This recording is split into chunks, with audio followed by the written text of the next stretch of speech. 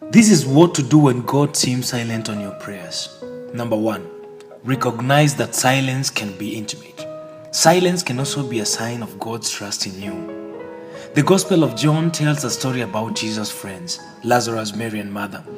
When Jesus found that Lazarus was ill, he stayed where he was for 2 more days. And before Jesus arrived in Bethany, Lazarus died. That is John chapter 11 verse 6. To Lazarus' sisters, Mary and Martha, Jesus' silence could have been interpreted as neglect, that Jesus did not want to help them. This reflects many of the emotions we feel when God does not immediately answer our cries for help.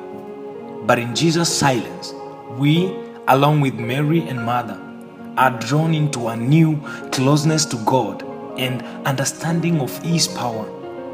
4 days after he died, Lazarus was raised from the dead by Jesus Himself, showing power and the glory of God.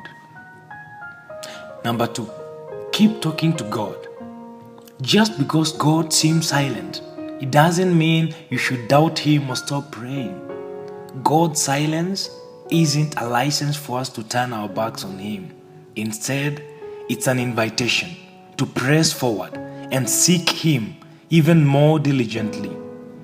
David said, "Oh my God, I cry by day, but you do not answer, and by night, but I find no rest." That is Psalms chapter 22 verse 2. Then Job also continually cries out to God, asking Him to answer. Number 3, accept God's authority. Let God be God. Recognize that God can be silent. There is no obligation for God to answer you.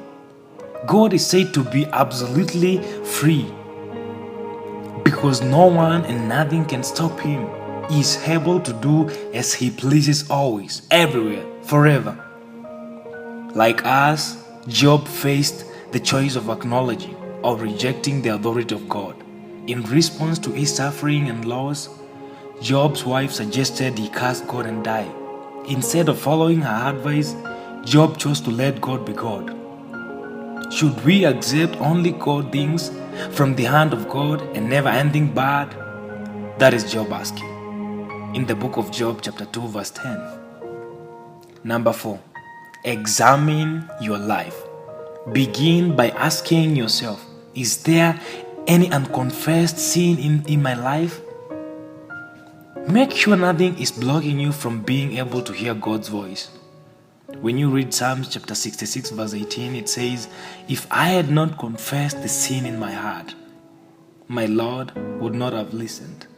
If you find this information helpful, please like, comment, and subscribe to my YouTube channel.